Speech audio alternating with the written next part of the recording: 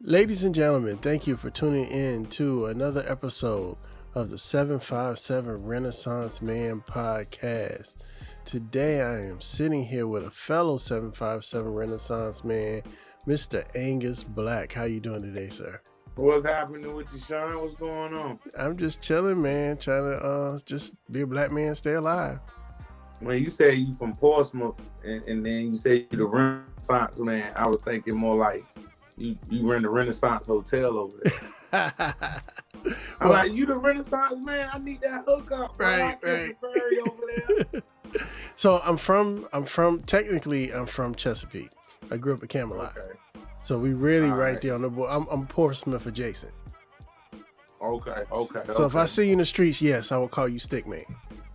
All right, I got you. I'm messing with you. No doubt. So where'd you come up? Born in South Carolina, claimed Norfolk, Virginia. Okay. I don't know nobody in South Carolina. My dad was in the military. I tell people all the time, say, I'm a base baby. And they were like, you a base baby? With your dad and mama on crack. I'm like, nah, they was in the military. Yeah, man. So base head, baby. That's how most of us got here, though. You know, you already know, man. Military just... After South Carolina, then we moved to Wiesbaden, Germany and stuff. So, Guten Tag. Shout out to my German fam. No doubt. How long did you stay there?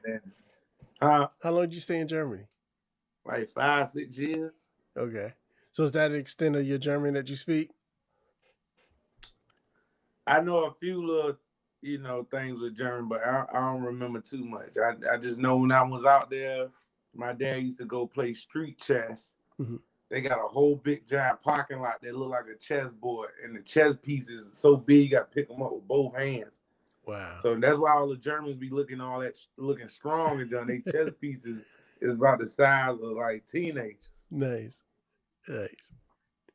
So all right, so that brought you back to the States, and you settled in Norfolk. Well, all my family here in Norfolk, like Virginia Beach area, Bayside Arms, Park Place, Lambert's Point, Norfolk, hands down, this is my home. Like I lived probably in every area of Norfolk, but Northview, Huntersville, Park Place area, I grew up around there. So did you go to high school in Norfolk? I went to Booker T for about 2 weeks. Okay. Transferred from there, went to Granby, after Granby, went to Northview High. And after Northview High, I graduated from Norfolk Preparatory, alternative school off Hampton Boulevard. So you went to all the schools in Norfolk? All of them. All of them. You could flow through everybody homecoming. Yo, dog, I went to like 5 proms, bro. 5 proms with no grade, with no GPA, no good GPA or none of that junk. But I was at prom. I was known for Spirit Week. Okay. And I got class clown every year, even though I want to sing you. Right. All right. So then tell me your journey from high school to 103, because that's how I became acquainted with Anguz Black. Well, I started off on Hot 102.1 first. That was with Pizzo Coconuts and Hercules and Burgundy. And Big Smooth, DJ Baby Drew before Chris Brown thing. Right. When he was local. We had a squad. Over there at that time. And Pizzo, he was doing this thing called Jungle Unit or the Crib show or whatever, right? Mm-hmm. So Pizzo used to come in Military Circle Mall. That's where I used to work at, in the shoe store in Shoe City and DTLR. I was just known in the mall like that. I sold mixtapes. Okay. And Pizzo came in there, and I just like, man, y'all need me on y'all radio station, man. Like, I'm telling you, I know everybody. I know the songs that's hot. I'll be a great asset to y'all team. And he heard me out, and then I don't think he really heard me. Then he came in there again, and I got at him again, and he was like, yo, come up to the station tomorrow. Went up to the station. I was an intern for like 5 years without getting paid. And then I ended up learning how to do the radio engineering so I could, because that was paying like $25 an hour. So we doing the club almost every night. So we doing the club for like 4 hours. So $100 a night I started making or whatever. So after Hot 102.1, we closed down.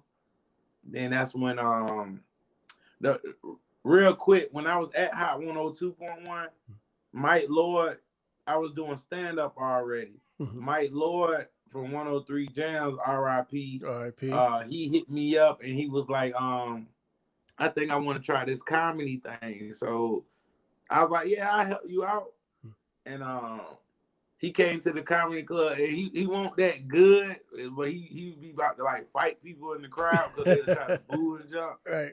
And I remember him telling me how much he talked about me to DJ Law and Big B and stuff. So one night we was hanging out. R.I.P. DJ Law.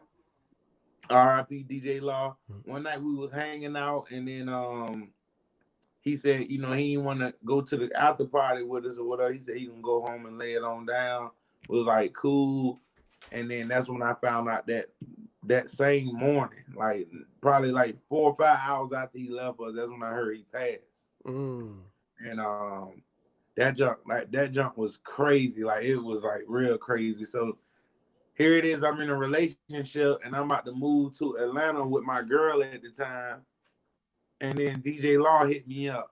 After we got the truck packed, ready to go and everything, DJ Law hit me up and said, yo, man, you want to be a part of the Budda Brothas? Mike Lord told me a lot about you. And I just feel like it just might be right to add you to replace Mike Lord, to bring that funny. He just said you was the guy. And I broke up with my girl that day and let her move to Atlanta. Nice. I let her move to Atlanta and I stayed here, but she was very supportive. She still was kind of upset because she was like, you could do this in Atlanta. And I was like, yo, I know everybody in Virginia already. Like, I'm going to start over from scratch and work my way up. Right. And the comedy game in Atlanta is way bigger than up here. So the competition going to be too crazy. Right. And you're already starting at the top because, the Budda Brothas was #1 for the longest time.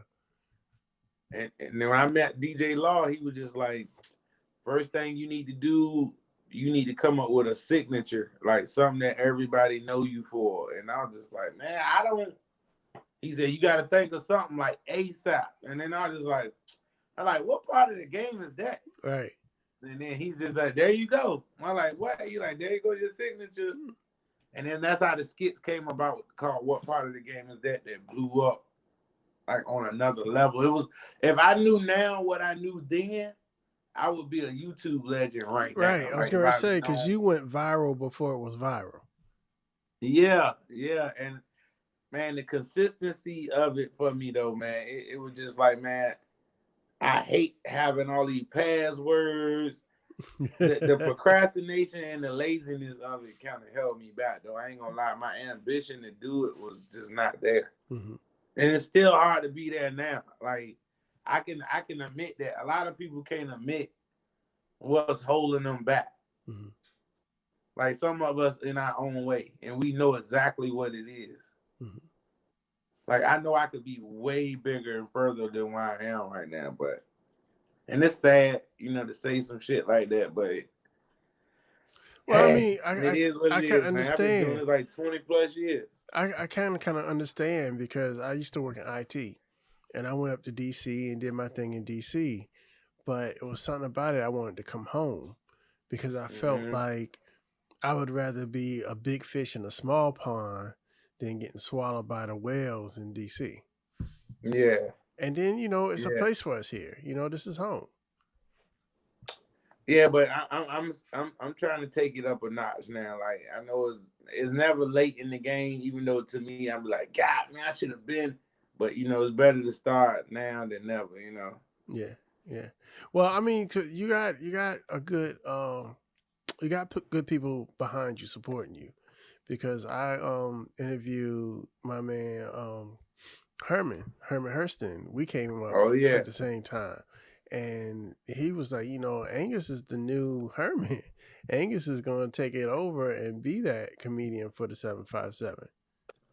yeah. Herman, the one started me out in the game. Like Pizzo was the first one to recommend me to do stand up. And I was like, man, I'm funny to y'all. Like, you know what I mean? Like he was just like, at this point right now in your life, you stay with your grandma. Uh, your life is just effed up, Black, and you really just don't have nothing to lose. Right. And I had to really sit there and think about it. I'm like, yo, he said, you always come in here showing me comedy, showing me comedians. You just a big fan of comedy. It's just only right. And he hooked me up with Herman. Which Herman, when I first met Herman ain't want to give me no time. He ain't want to. He just, I don't even know this little nigga. I'm gonna do it for you, Pizzo, because I need somebody. And then when I did it, he told me to do like 10 minutes. But on my first time ever, I did like 52 minutes. Mm-hmm. And I still don't know what I was doing. Hercules came. A few people came out and support. I think it was like 12 people. It was in Portsmouth and Crowder.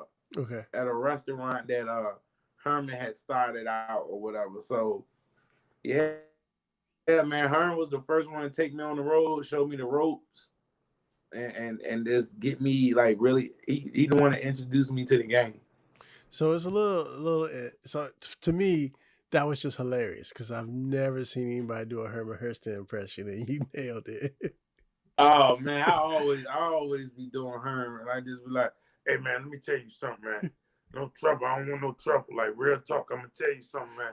These dudes out here, like he like a OG Cookie Monster. But that's though. Yeah, man. Yeah. All right. Matter So of fact, I got a show with him coming up soon, June 25th. That's my OG, three OGs. OGs of comedy is Herman Hurston, Hamburger Jones, and Shuggy Duggy Quack Quack. that's You know gonna what I be mean? So, dope. so like, I'm a like a fan of comedy. So like, I really love the vets, the legends, the people who brought that bar game. And right now they trying to convert over to like internet, online. The audience real dumbed down now, so it's like people don't really know what they want. Even though I'm giving them good quality shows, it's hard for if people haven't heard of somebody, they not going.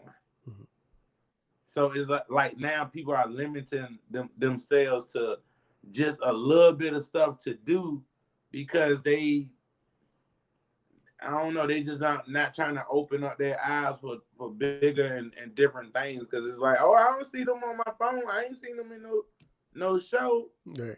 And we just got away from comedy, man. Like back in the day, Def Jam used to have a crackhead from in front of 7-Eleven. They thought he was funny. He was on the show. Right. Right. So And that's yeah, what I'm doing. that goes to my next question. Do you think because we're lacking the Def Jam and the comic views and the shows that used to showcase comics, we don't have that anymore?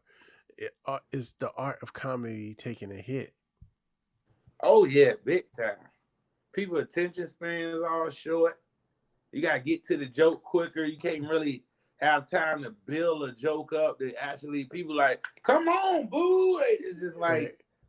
the negative energy is winning right now. But I feel like I'm doing a good job keeping comedy alive across the country. Like I'm putting new stuff together every day, finding new talent every day. Um, and yeah, like we're gonna just keep it going. It's crazy because you don't see stand up on TV like that. Um, you'll find a lot of inboxes and stuff with me hitting Netflix up. just like every day, just like, yo, I know y'all don't know me, but I just feel like I need a special. And I feel like my special be one of the biggest specials on Netflix. What people not knowing me, it just be who is Anguz Black. Right. And the curiosity, I just need a few people to be like talking about it, posting it, and then people just be like, "Yo, everybody talking about this dude Anguz Black." It'd be like snow on the bluff. Yeah, Like, right. you know what I mean? Yeah. You just put some independent stuff out, and somebody catch a whiff of it, and that's saying, you know, you out of here. But yeah, man, I got some big stuff coming up. I'm excited about the future, regardless of how it looked. I've been working during the pandemic. I ain't really slowed down. Right. Been doing shows. Like we had to take comedy back to like the Underground Railroad times right now. He's like, oh, we doing comedy in South Carolina, but you can't tell nobody. Right. Don't let them know. Man, we was doing it, but we was making it happen though. So yeah.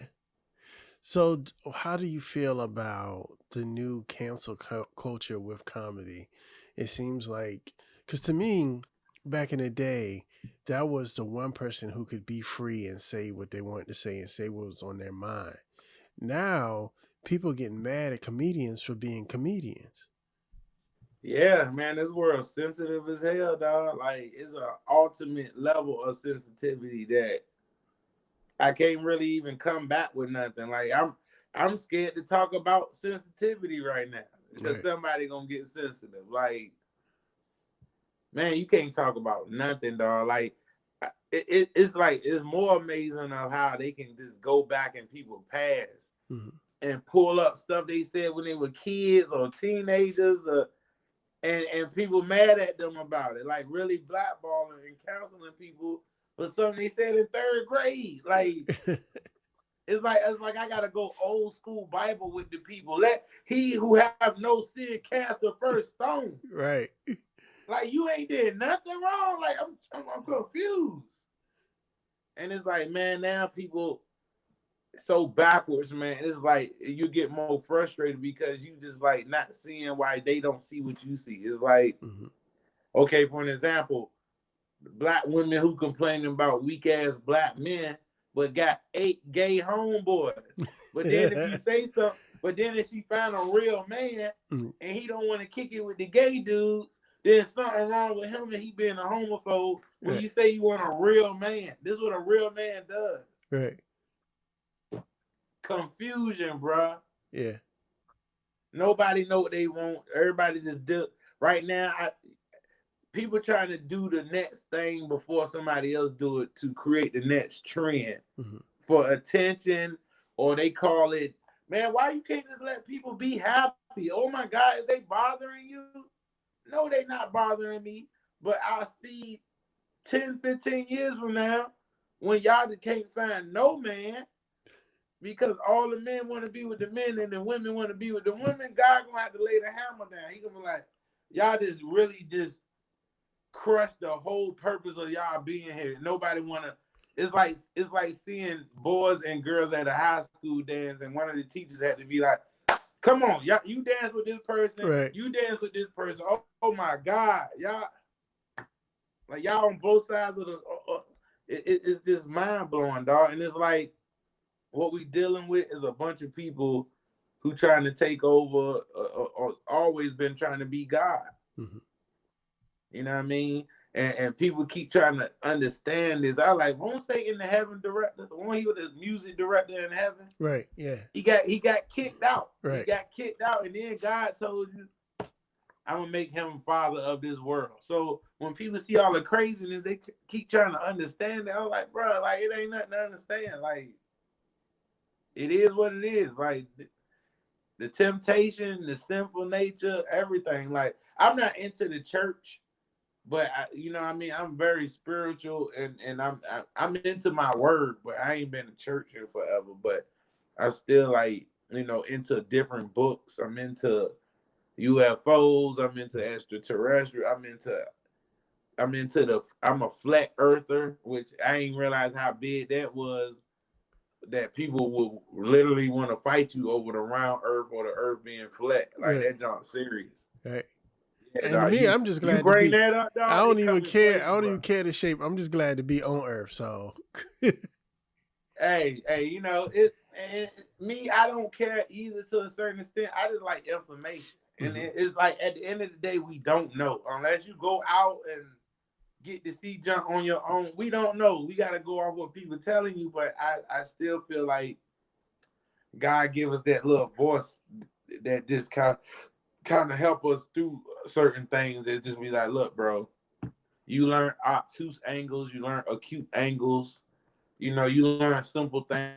You learn how, like, you know, do I feel like if I'm at the beach and I see a ship way in the back, and then I see the line of the ocean, do I feel like it's going over a curve and stuff? Like, nah, I don't. Like, I feel like if I get in a ship and go straight up, I can start to see further back once my limb outdo my distance. It's just like mathematics. You know what I mean? I feel, and the only reason I feel like that rainbows curl, like I just feel like we in a dome, and that's why the rainbow can't go. I feel Straight like up. the Right. window up there is keeping it like. So you think It was an old white dude who showed me like one of them little igloos that got the whole city in it, and then you shake it. Right. And he was a military dude, and he was like, "This is what you live in right here." He said it's flat at the bottom, and then it's that, and then the land still goes straight out. And I was just looking like, and then you know, then I was reading the Bible one day, and it was like God put an angel on four corners of the earth, on the four corners. So if it's corners, it ain't no circle. Right. So that's just some. It's this good documentary you can look at called Operation Jumpman, based out of Norfolk, where the Norfolk military went to Antarctica and came to the Arctic wall, and realized that it was more land that goes straight out, that it ain't stopped. Like it won't know. They thought it was the end of Earth, but it just kept going out. You look up this series called the Dome. It came on TV called The Dome. All right, I'll check it out. Yeah, and that Jane was, people realized they was in the glass once that he was driving, and he came straight to a window, and this truck just smashed, but he couldn't see what he hit. It's crazy, man. I know that's just left field, but I'm into that stuff. I'm a Gemini. Right. Geminis, we carry intellectual information. We are the carriers of information in the world. That is what Geminis do. If you look at all the Geminis, celebrity-wise, you can see why we so, like, look, Donald Trump is a Gemini. Kanye West is a Gemini. Kendrick Lamar, Gemini. Lauryn Hill, Gemini. Prince, a Gemini. The creativity of a Gemini is just beyond this world. We come up with $1 million ideas. We very creative. And I just, like Dick Gregory told me I was a chosen one, because he said my birthday was June 19th. He was like, your birthday on Juneteenth? I was like, yep. And he the first one that showed me how the universe works, how you can call stuff to in existence. Like, and even if it don't happen, he just said, keep believing. Don't never stop believing. Don't never just be like, I feel good things coming. And you just saying that, but you don't really believe it. Like, you know what I mean? You got to really believe that your shot is coming. So we can't skirt over that. How did you meet Dick Gregory? I had a to-do list. Like, I had certain things on my list that I wanted to do. Dick Gregory was one of them, as far as somebody I want to perform with. I said, I got to perform with Dick Gregory or meet Dick Gregory. Because a lot of people don't realize back in the day, Dick Gregory was a comedian before he was an activist. And that's how he got, out in the public, by being a comedian. Like a real. And Dick Gregory used to have a book that he walked around with, man. It had so much info in this book. And he used to always be like, I got more shit than the FBI. Surprised I ain't been dead. That's what he used to say all the time. But he had books of pictures of like presidents, dead presidents, like pictures of them laying on the table, autopsies. Like, I'm like, how you get that? Like, you know what I mean? So some stuff you ask him, he'll always tell you you're not qualified to ask that. Like, it's something he's like, that's Black people problem, is asking stuff that don't concern them, that ain't got nothing to do with your life right now. Like, okay, you get the answers, now what? Like, what? How's that helping you? So yeah, I ended up booking him one day. I got him to come to the Funny Bone. Okay. And I ended up getting with his road manager at the time and stuff, and he came out like for a cheap price too. Mm-hmm. He came off the love. It was like he said, man, I really don't do this for the money. I got money. And after that, man, we built a relationship after that. Like, I knew his wife, sweet lady and stuff, and his son named Mark Gregory. Not his son, his nephew. Mm-hmm. His nephew named Mark Gregory. Which if you ever get to see him, Mark Gregory funny as hell, dog. Like, he a beast out of Ohio. Okay. But Dick Gregory, he showed me a lot of stuff, man. He showed me. He asked what my birthday was, and off of me telling him what my birthday was, he told me my whole life, like down to you had 2 abortions. You know what I mean? Like the exact number. But he said, but it wasn't you that did it. It was them that did it. You ain't had no say so. Like, he was just that verbatim. And then my homeboy came with me the second time I picked him up. My homeboy came with me and we discussed something that was in his dad's house. His dad was like, yo, I gotta get that leak fixed in my roof for that water come caving in through my house.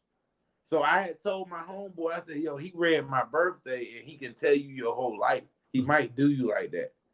So when we went to go pick him up from the train station, he did that. He asked homeboy what his birthday and everything was, told him his life verbatim. And then after that, at the end, he said, oh yeah, one more thing. Your daddy need to get that leak fixed in his roof. And then we just lost it, dog. We lost it.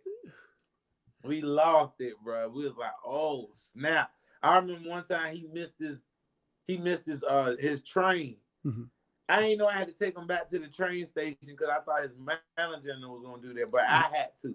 So They hit me up like 30 minutes before the train about to take off. I'm sitting here like, they like, yo, we got to. I'm like, oh, snap. So we end up missing the train. Mm-hmm. So now he was like, don't panic. We can catch it in Richmond.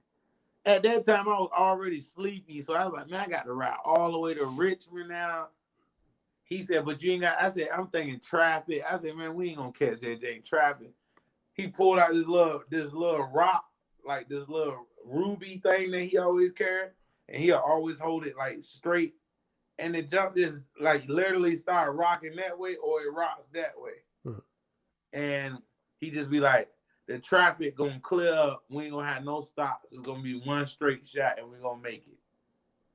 And hey, lie to you not. We got there like 20 minutes before the train got there.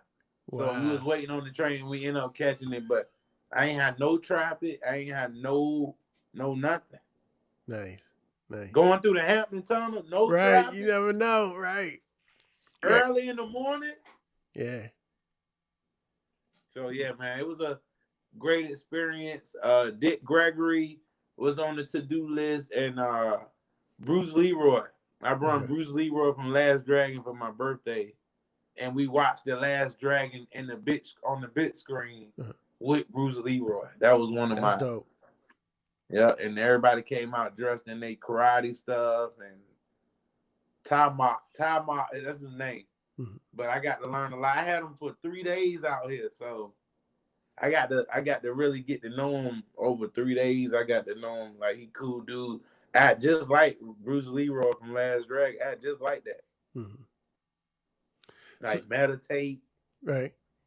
I was like, you want to go to Daddy's Green Pizza while you out here? But nah, he cool dude, man. So how did you tell me about your work at the Funny Bone now? Oh man, I've been working with the Funny Bone for a long time.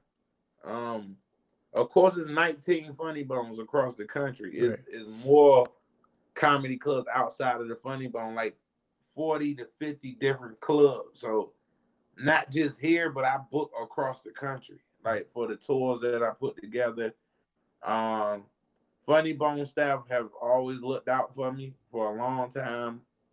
Great partners with a lot of the owners, and yeah, man, like is a definitely a good relationship to be connected with the Bones. Get your workout during the pandemic. It was hard. A lot of them had shut down. Mm-hmm. A lot of them starting to open back up, but some of them haven't opened back up at all. You know what I mean? So uh we just getting back to regular life now, and the shows that we dropping, man, is just ridiculous. Like, it just feels good to see people come out and people excited about coming out. Is right now it's kind of like people don't even care who coming right now. They It's just want like to be I just want to outside, get out. right? Yeah, so like I've been doing my monthly shows at the Funny Bone every single month, and I'm bringing people that people never heard of, and I just want to get it to a point where people coming based off of my word, like that I know what I'm doing, Mm-hmm. and then I'm gonna get y'all a good quality show, not just trying to get somebody I'm trying to bring out here that I know ain't gonna be funny, but I know y'all gonna sell it out. Mm-hmm. So it's been amazing. The one with Herman, Hamburger, and Shuggy Duggy, that should be a good one. Um, just missed my last one with Black Ron. I done had some killers come through here, man. Keeping that, and it's like that Def Jam feel too. It's like the DJ, oh y'all mother ready tonight? Like it's one of those type, got the club lights going. Huh. It's dope, man. Nice. So, And right now, I just feel like I'm about to be like on Dragon Ball Z level now. Like my hair about to you turn got to go blonde. Super Saiyan. Man, bro, it's like I can't wait to hit that stage now. Like I just got stuff on my mind. Feel like I could just talk about anything and end up making it funny. I don't even know where I'm gonna be, like where I'm going at with some of this stuff. It's just gonna end right. That's how I feel. But I'm just about living life, man, and having fun. I drove from here in an RV to LA and back. I did like 60 cities in like 80 days, sleeping in an RV. Went to every historic place that I ever wanted to see. Um, at the end of the day, I really can't complain about, my journey. Mm-hmm. I'm still not where I want to be, but I live a good life? Yes. Mm-hmm. I made a lot of bad decisions where I could have been living better, but I'm just one of them people. Ain't no need to really dwell on the mistakes. Mm-hmm. You either learn from them and keep it moving, or just find a way to keep yourself depressed, or just I don't know, man. I'm just that's why even when I come across people that suffer from depression, Mm-hmm. you got people that I know that suffer from depression that take medicine that really suffer, and then you got people who diagnose themselves with depression and anxiety. And I just feel with a lot of people, they slang the word because it's being used so much. Mental illness, you hear it so much that people now just finding ways to find an excuse for what they do. Okay. And I just feel like if you're not taking medicine and you saying that you depressed, I think I don't know, you looking for attention, or Excuse. like people complaining about stuff that's supposed to happen to us as humans. Mm-hmm. Like you're supposed to have depressed days or depressed moments in life. It's gonna happen. There's no getting around from it. So then people go get medicine for something that's just naturally a part of you, and they trying to get medicine to stop stuff that's natural, and that's why they fall in like deeper and deeper into whatever they suffering from. Mm-hmm. Like right now, there's a Mercury retrograde going on. Y'all, if you're not familiar with that, a retrograde and is the Mercury retrograde controls communication. Mm-hmm. It's going to disrupt anything dealing with communication. Like right now, if you had anybody or more than one person in the last couple of weeks just hit you up out of nowhere that you ain't seen in a minute, it's all due from the Mercury retrograde. You're gonna have people hit you up out of nowhere that ain't talked to you in a minute, that's trying to holler at you. Could be exes, it could be any of that. You're gonna have anything dealing with our devices, the communication, the connection ain't gonna work all the time. Your phone gonna be going through things, your signal on your TV gonna be going through things. how people hear you talk to them is gonna be a miscommunication where they're gonna take it left field where you're gonna be looking like how did you get that? Like I won't. So just know when that happens, know it's because we're in a Mercury retrograde, and I think it's till like July. Mm-hmm. So it's gonna be hectic with communication over the next month, 2 months or so. So now that I told you, you're gonna notice it. Right. All right, so let me ask you one last question. What is your style on stage? Do you go off the top of the head, or do you have performed routines, or which do you prefer? All of it. Like, you're gonna have your moment. I can have stuff already in my head that I'm gonna say, and then I can go in there and see that it's not the crowd that's for this joke. Okay. So trying to switch up your jokes last minute, everybody can't do that. You got some comedians, this is my set, and this is what I'm going with. Despite it's an all-white crowd, I'm going with all these hood jokes. Despite it's a bunch of old folks, I'm a cuss in every other word, and it's just about reading your crowd, man. And I'm good at that. I'm good at, like, I just performed with Andrew Schultz. If you don't know who that is, Andrew Schultz is he booming right now. This white dude, and his crowd work is crazy. Mm-hmm. But so I had pretty much all white crowd. I had that type of white crowd, like, woo, yeah, like right. Let's do it. Like right. That's that type of crowd. So they coming to see Anguz Schultz. I already knew, like, I love to have a diverse crowd, let alone an all white crowd, because the jokes that I got for them, it's mind blowing for them. Like, they'll come up later, and white people like to analyze your stuff. They like, yeah, hey, your joke that you did about the Adam and the Eve thing. I like the way that you segue into the joke. And let me ask you something. So the thing when you were talking about white people being compared to vampires, I'm very interested in that, based on that you were saying that we're Neanderthals. Mm-hmm. So in the Flintstones, but see, this is type of stuff that we probably would get offended as far as the truth of it. Then white people, they come up and just be like fascinated by it and not offended, which I think they would be offended. But you look at Paul Mooney, Rip Paul Mooney, Eddie Murphy back in the day, he was saying faggot and all this type of stuff. It be white folks at the crowd still loving it. Crackers, they still Right.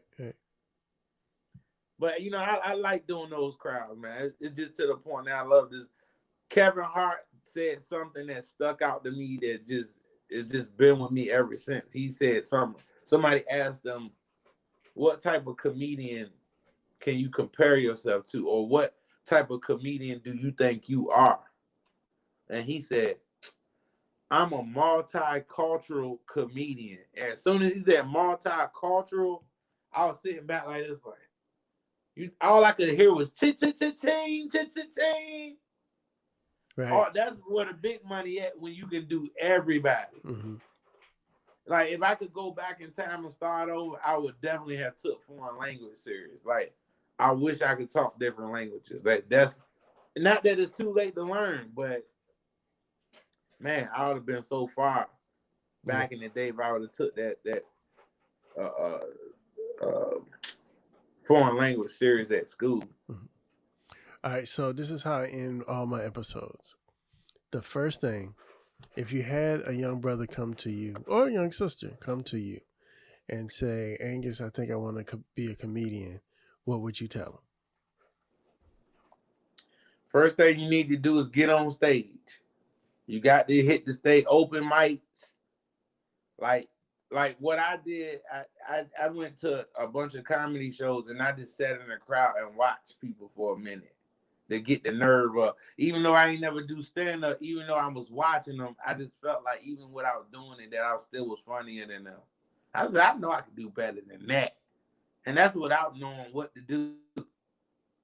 And then it just went from there. I finally, after Pizzo made me do it, I finally just got on stage. And that's the first thing you have to do, is actually get on stage to see where you at, to see the feel that adrenaline. the nervousness, the butterflies you got to go through. It ain't gonna. Some people be like, I'm gonna just write something and get my stuff together first, and then I'm gonna go up. I like, you ain't gonna never be able to get your stuff together until you go up. Like you never did it. All that stuff you write now, you're not gonna remember it by the time you go up there. You're gonna black out. Right. And then it's gonna be like, oh, what can I do off the top? So I just tell people, just to do it, you have to get on stage. Get on stage. That's the first thing before thinking about anything else, before thinking about getting paid, before thinking about opening up for big artists, before any of that big stuff you seeing. You have to get on stage, and you have to beat the stage up as much as possible. Back in the day, man, we used to do like 2-3 shows a night, like 6 nights out the week. We finding some rooms to perform at, driving 2, 3, 4 hours just to make $30. Like they ain't gonna even know the hustle now. Right. Like now people getting spoiled now, but man, back in the day, they ain't gonna know. They don't know no better. Yeah. All right. And so how can people get in touch with you? What's your socials, your websites? How can people get in touch with Anguz Black? Instagram, Facebook, Twitter, all of them pretty much comedian Anguz Black. It's easy to get in contact with me. With social media, period, it's easy to find anybody if they like a people person where they got to have shows and connect with people. So yeah, Twitter, my email, all of it's the same thing. Anguz Black, Anguz with a Z, or comedian Anguz Black, and it's gonna pull up. And tell everybody about that show with you, Herman, Shucky Ducky. June 25th is Herman Hurston, Hamburger Jones, Shucky Ducky, Quack Quack. Bring your uncles, your daddies, your sugar daddies, the OGs. This is a show for the old heads. Bring them 5 heartbeat niggas out, man. Bring them out. Yeah. I got nothing but love for you, baby. Do they get a discount if they bring them Stacey Adams out? Man, you know what? I should have made some type of discount just for that. But nah, you got this for a price. You still got some unemployment and PPP money out there left. So we need all that. And my second question is, can a brother get a pass? Can I get a pass? Come on, dog. I got you, dog. Sean, come on, bro. I got you, man. I ain't even gonna do you like that. You bring me on your radio show for free, and the best thing I can do is let you come to the show for free, right? Yeah, man.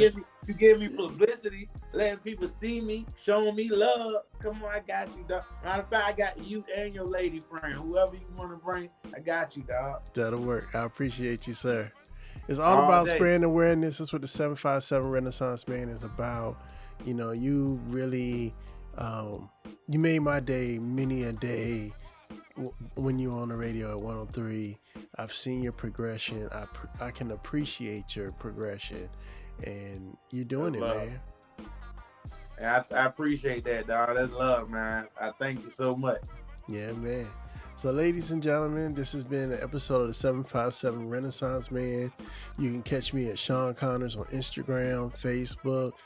Check out the 757 Renaissance Man on Facebook and YouTube, Spotify, Apple iTunes, Apple Podcasts, Stitcher, any and everywhere you can get your podcast. You can find us up out here. Ladies and gentlemen, I'm Sean. This is Anguz, and we out. We out.